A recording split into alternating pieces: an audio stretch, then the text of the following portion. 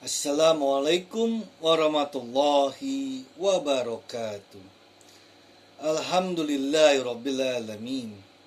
Innal hamdalillah nahmaduhu wa nasta'inuhu wa astaghfiruhu wa na'udzu billahi min syururi anfusina wa min sayyiati a'malina. May yahdihillahu fala mudhillalah wa man yudlilhu fala hadiyalah. Asyhadu an la ilaha illallah wahdahu la syarikalah wa asyhadu anna Muhammadan abduhu wa rasuluh. Allahumma sholli ala Muhammad wa ala ali Muhammad. Ya ayyuhalladzina amanu taqullahu haqqa tuqatih wa la tamutunna illa wa antum muslimun. Rabbana zalamna anfusana wa illam taghfir lana wa tarhamna lanakunanna khasirin. Subhanallah wa bihamdihi subhanallahil azim. La ilaha illa anta subhanaka inni kuntu minadh dhalimin. Hasbunallahu wa ni'mal wakil, ni'mal maula wa ni'man nasir. Allahumma sholli ala Muhammad wa ala ali Muhammad. Subhana rabbika rabbil izzati amma yasifun, wassalamun ala mursalin, walhamdulillahi rabbil alamin. Ibadallah, innallaha wa malaikatahu yushollu 'alan nabi. Ya ayyuhalladzina amanu shollu 'alaihi wa sallimu taslima. Qala Allah ta'ala fil Al-Karim, a'udzu billahi minasyaitonir rajim. Bismillahirrahmanirrahim. Qul huwallahu ahad, Allahus samad, lam yalid wa lam yulad wa lam yakul lahu kufuwan ahad. Shadaqallahul azim. Raditu billahi rabbah wa bil islami dinah wa bil Muhammadin nabiyya wa rasulah. Amma ba'du. Para ikhwan wa akhwat rahimakumullah. Hari ini tema ceramah kita adalah gemar berutang, silaturahmi putus. Para ikhwan wa akhwat rahimakumullah. Mari kita panjatkan puji syukur atas kehadirat Allah Subhanahu wa taala yang telah menganugerahkan berbagai macam nikmat kepada kita semua, sehingga kebutuhan kita senantiasa terpenuhi. Sholawat dan salam tak lupa kita haturkan buat junjungan Nabi Muhammad Sallallahu Alaihi Wasallam yang telah berjuang mengibarkan panji-panji Islam sehingga lezatnya iman dapat kita rasakan bersama. Begitu pula kepada para sahabat, tabi'in, dan para ulama yang senantiasa semangat meneruskan perjuangan beliau. Semoga Allah menjadikan surganya sebagai imbalan mereka.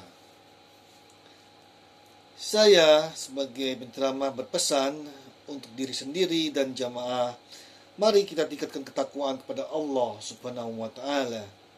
Sebab hanya dengan takwalah kita bisa menjadikan orang-orang yang beruntung. Sebagaimana firman-Nya dalam Al-Quran, surah Al-Baqarah ayat 189 yang bunyinya, dan bertakwalah kepada Allah, niscaya kamu beruntung.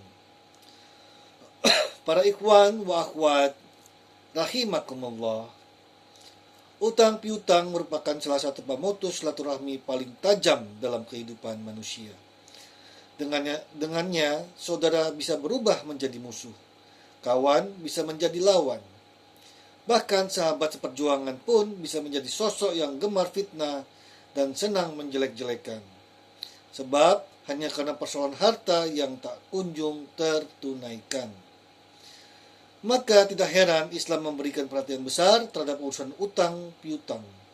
Sebagaimana Allah Subhanahu wa taala secara eksplisit menurunkan pedoman detail yang membahas masalah ini. Dalam Al-Quran, surah Al-Baqarah ayat 282 diterangkan, wahai orang-orang yang beriman, apabila kamu berutang piutang untuk waktu yang ditentukan, hendaklah kamu mencatatnya. Hendaklah seorang pencatat di antara kamu menuliskannya dengan benar.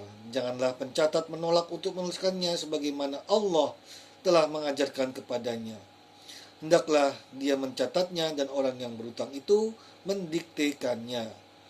Hendaklah dia bertakwa kepada Allah Tuhannya dan janganlah dia menguranginya sedikit pun. Para ikhwan wa akhwat rahimakumullah.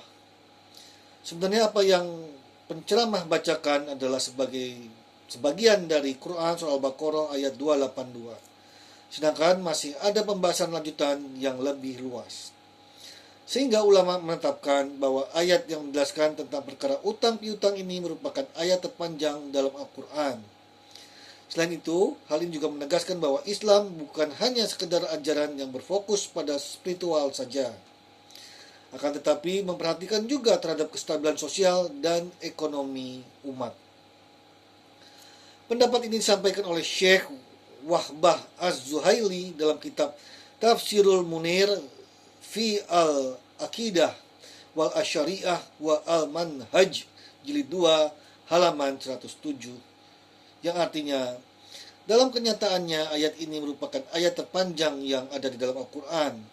Hal ini menunjukkan bahwasanya urusan harta bukan perkara yang tidak disukai di sisi Allah. Penjelasan ayat ini juga menampilkan bahwa Islam memiliki perhatian terhadap ekonomi umat, sekaligus menegaskan bahwa ajarannya meliputi keagamaan, kenegaraan, kehidupan dan sistem kemasyarakatan. Para ikhwan wa akhwat rahimakumullah, sebagaimana penjelasan Allah SWT dalam Al-Quran surat Al-Baqarah ayat 282 dan rincian tafsir yang disampaikan oleh Syekh Wahbah Az-Zuhaili, kita dapat menyimpulkan bahwa pada dasarnya urusan hutang piutang tidak dilarang oleh Islam. Bahkan diberikan pedoman tata kelola dengan skema yang adil antara pemberi dan penerima hutang. Namun realitas yang terjadi di masyarakat kita, utang piutang seringkali menjadi pemicu timbulnya masalah. Karena kecenderungan digunakan untuk membiayai sesuatu yang bersifat konsumtif. Alih-alih digunakan untuk mengembangkan bisnis dan usaha, malah dipakai untuk berfoya-foya membeli barang yang tidak bermanfaat. Maka tidak heran banyak orang yang terjerat pinjol, gali lubang tutup lubang, dan menghalalkan segala cara untuk mendapatkan pinjaman. Lebih buruknya lagi berniat berutang untuk tidak dilunasi. Rasulullah SAW mengecam tindakan umatnya yang berutang dengan bermaksud untuk tidak melunasinya. Sebagaimana hadis yang disampaikan oleh Imam Bukhari berdasarkan riwayat Abu Hurairah, yang artinya dari Abu Hurairah dari Nabi Muhammad SAW, ia bersabda, siapa saja yang mengambil harta manusia yakni berhutang dengan maksud untuk mengembalikannya, maka Allah Subhanahu wa taala akan membantunya. Namun siapa saja yang mengambil harta manusia dengan maksud untuk merugikannya, maka Allah akan membinasakannya. Hadis riwayat Bukhari. Tidak hanya itu, bahkan dalam hadis Nabi Muhammad SAW yang lain juga disebutkan bahwa jika hutang tidak mampu dilunasi, dapat berimbas kepada keselamatan di akhirat. Meskipun matinya dalam keadaan syahid, diriwayatkan oleh Imam Ahmad, yang artinya dari Abdullah bin Amr bin Al-As bahwasanya Rasulullah SAW bersabda, setiap dosa orang yang mati syahid akan diampuni, kecuali yang berkaitan dengan utang. Hadis riwayat Ahmad. Para ikhwan wa akhwat rahimakumullah, urusan utang piutang ini merupakan urusan yang amat besar. Jika merasa bahwa diri sendiri belum mampu bertanggung jawab, maka sebaiknya jangan pernah gemar berutang. Apabila tidak punya tujuan yang jelas, maka seyogyanya dihindari. Baik, itu sudah saya. Terima kasih. Syukron. Barakallahu li wa lakum fil Qur'anil azim. Jazakumullah khairan katsiran. Wabillahi taufik wal hidayah. Wallahu muwaffiq ila aqwamit thoriq. Wassalamualaikum warahmatullahi wabarakatuh.